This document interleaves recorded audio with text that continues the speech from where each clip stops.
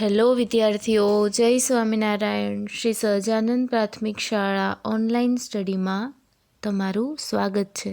વિદ્યાર્થીઓ, આપણું ધોરણ છે પહેલું અને આપણું ધોરણ છે બીજું અને વિષય છે ગણિત.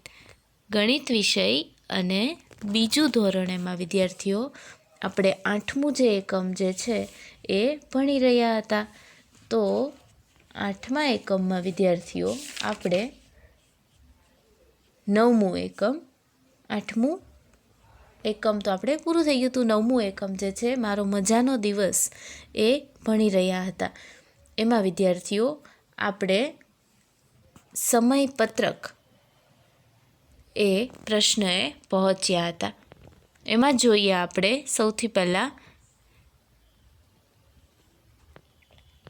સૂચના વાંચું છું હું. તમારા વર્ગના સમયપત્રક મુજબ નીચેનું કોષ્ટક ભરો. સમરસપોથી ભાગ 2 એમાં 9મું એકમ.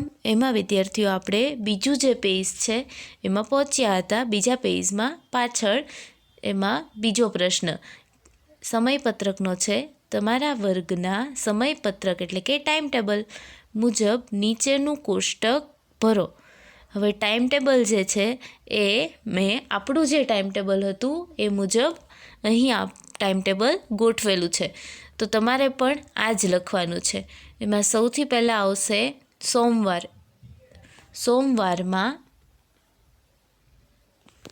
સોમવાર એમાં પહેલો પીરિયડ ગુજરાતીનો, એની પછી હિન્દી, પછી અંગ્રેજી, પછી ગણિત, પછી કોમ્પ્યુટર અને પછી રમત. એવી જ રીતે મંગળવાર, તો મંગળવારમાં પહેલો તાસ ગુજરાતી, બીજો તાસ ચિત્ર, ત્રીજો તાસ અંગ્રેજી, ચોથો તાસ ગણિત, પાંચમો તાસ હિન્દી, છઠ્ઠો સંગીત. એવી રીતે બુધવાર, તો એમાં પહેલો તાસ ગુજરાતી, બીજો હિન્દી, ત્રીજો અંગ્રેજી, ચોથો ગણિત, પાંચમો જીકે અને છઠ્ઠો પ્રોજેક્ટ વર્ક. ગુરુવાર, તો ગુરુવારમાં પહેલો ગુજરાતી, બીજો હિન્દી, ત્રીજો અંગ્રેજી, ચોથો ચિત્ર, પાંચમો ગણિત, છઠ્ઠો કોમ્પ્યુટર. શુક્રવારમાં પહેલો ગુજરાતી, બીજો હિન્દી, ત્રીજો અંગ્રેજી, ચોથો ગણિત, પાંચમો ચિત્ર અને છઠ્ઠો રમત. શનિવારમાં પહેલો ગુજરાતી, બીજો હિન્દી, ત્રીજો અંગ્રેજી, ચોથો ગણિત, પાંચમો સંગીત અને છઠ્ઠો રમત. હવે વિદ્યાર્થીઓ, આ તમારું સમયપત્રક જે છે મેં જેમ આમાં લખ્યું છે એમ તમારે પણ તમારી સમરસ પોથીમાં લખવાનું છે. અને હવે એની પછીનું પેજ જોઈએ. એમાં આગળ વધીએ આપણે. એની પછીના પેજમાં સૂચના છે કે આગળ આપેલ સમયપત્રક મુજબ નીચેનું કોષ્ટક ભરો. હવે જે આપણે સમયપત્રક જોયું એની મુજબ નીચેનું કોષ્ટક એટલે આ કોષ્ટક છે એ ભરવાનું છે.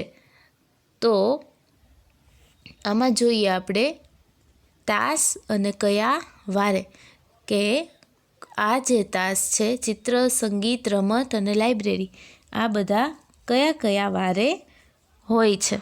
તો એમાં સૌથી પહેલાં જોઈએ ચિત્ર. તો આપણે આમાં ગોતીએ કે ચિત્રનો તાસ ક્યારે ક્યારે હોય છે. એમાં સૌથી પહેલાં છે ચિત્ર, અહીંયા છે અને અહીંયા છે. આ 3 જગ્યાએ ચિત્રનો તાસ છે. તો આ થયો મંગળવાર, આ થયો ગુરુવાર અને આ થયો શુક્રવાર. એટલે ચિત્રનો તાસ 3 વારે થયો. કયા કયા 3 વાર? તો કે મંગળવાર, ગુરુવાર અને શુક્રવાર. તો ત્યાં આગળ લખવાનું છે મંગળવાર, ગુરુવાર અને શુક્રવાર. મેં લખેલું છે, તમારે પણ લખવાનું છે. એની પછી જોઈએ સંગીત. તો સંગીતનો તાસ ક્યારે ક્યારે છે? તો કે એક અહીંયા છે, એક અહીંયા છે અને બીજું અહીંયા છે. તો આ થઈ ગયો મંગળવાર અને આ થઈ ગયો શનિવાર. તો સંગીતનો તાસ કયા 2 વારે છે? તો કે મંગળવાર અને શનિવાર. તો સંગીતમાં શું લખશું? મંગળવાર અને શનિવાર. એની પછી રમત.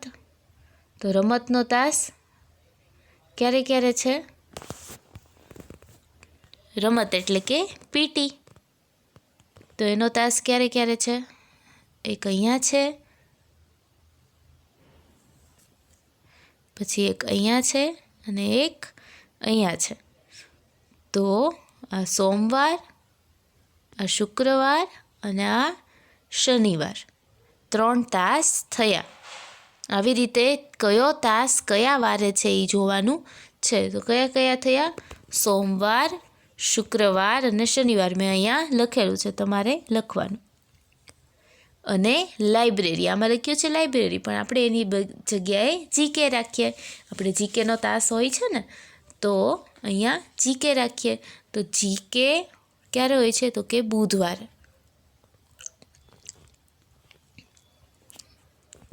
એની પછીનો પ્રશ્ન જોઈએ. વિદ્યાર્થીઓએ નીચેના પ્રશ્નોના જવાબ એમના વાસ્તવિક જીવનના આધારે આપવા. હવે વાસ્તવિક જીવનના આધારે તમારે આ પ્રશ્નોના જવાબ આપવાના છે. સૌથી પહેલો પ્રશ્ન છે, કયા કયા વારે તમારે રમતનો તાસ હોય છે? તો રમતનો તાસ આપણે અહીંયા ઉપર જ જોયું. રમતનો તાસ ક્યારે ક્યારે હોય છે? સોમવારે, શુક્રવારે અને શનિવારે. તો આમાં શું લખવાનું? કયા કયા વારે રમતનો તાસ હોય છે? તો કે સોમવારે, શુક્રવાર અને શનિવારે રમતનો તાસ હોય છે. પહેલાંનો જવાબ શું આવશે? તો કે સોમવાર, શુક્રવાર અને શનિવાર રમતનો તાસ હોય છે. એની પછીનો બીજો પ્રશ્ન, રમતનો તાસ રોજ હોય તો કેટલા બાળકોને ગમશે? હવે રમતનો તાસ રોજ હોય તો બધાને ગમશે, બરાબર ને વિદ્યાર્થીઓ? બધા જ બાળકોને રમતના તાસમાં તો બહુ ગમશે. કારણ કે રમતના તાસમાં તમે અલગ અલગ રમત રમી શકો, ક્લાસમાંથી બહાર નીકળી શકો, ક્લાસમાંથી બહાર ગ્રાઉન્ડમાં જઈને અલગ અલગ વિદ્યાર્થીઓ સાથે જુદી જુદી રમત રમી શકો, બરાબર ને? તો રમતનો તાસ જે છે એ બધાને ગમશે, એટલે કે દરેકને ગમશે. એની પછી ત્રીજો, રમતના તાસમાં તમે કઈ કઈ રમત રમો છો? રમતના તાસમાં તમે કઈ કઈ રમત રમો છો? એમાંથી મેં એક લખ્યું છે ધમાલ ધોકો. ધમાલ ધોકો તમે રમતા હશો. બીજી રમત તમે જે રમત રમતા હો એ લખવાની છે. મેં એક રમત લખી છે ધમાલ ધોકો, બાકીની રમત બીજી તમે જે રમતા હો એ લખવાનું છે. ચોથું, કયા કયા વારે ચિત્રનો તાસ હોય છે? કયા કયા વારે ચિત્રનો તાસ હોય છે? તો મંગળવાર, ગુરુવાર અને શુક્રવાર. આપણે અહીંયા ઉપર જોયું હતું ચિત્રનો તાસ ક્યારે ક્યારે હોય છે? તો કે મંગળવારે, ગુરુવારે અને શુક્રવાર. તો મંગળવાર, ગુરુવાર અને શુક્રવારે ચિત્રનો તાસ હોય છે. તો આમાં શું લખશું નીચે ચોથા પ્રશ્નમાં? તો કે મંગળવાર, ગુરુવાર અને શુક્રવાર ચિત્રનો તાસ હોય છે. એની પછી પાંચમો પ્રશ્ન, શું તમારે સંગીતનો તાસ હોય છે? જો હા તો કયા વારે? જો સંગીતનો તાસ હોય છે તો પછી કયા વારે? તો કે હા, આપણે સંગીતનો તાસ હોય છે મંગળવારે અને શનિવારે. મંગળવારે અને શનિવારે સંગીતનો તાસ હોય છે. એની પછીનું છઠ્ઠું, અઠવાડિયાના કયા વારે તમને શાળામાં સૌથી વધુ ગમે છે? તો એ તમારે હોમવર્કમાં લખવાનું છે. તમને કયા વારે ગમે છે જ્યારે તમે શાળાએ આવતા ત્યારે કયો વાર તમને સૌથી વધુ ગમતો, તો એ તમારે હોમવર્કમાં લખવાનું છે. તો આજનો વિડીયો આપણે અહીં જ પૂરો કરીએ વિદ્યાર્થીઓ. હોમવર્કમાં તમારે મેં તમને જેટલું કરાવ્યું એટલું સમરસ પોથીમાં લખવાનું છે. આજનો વિડીયો અહીં જ પૂરો કરીએ. જય સ્વામિનારાયણ.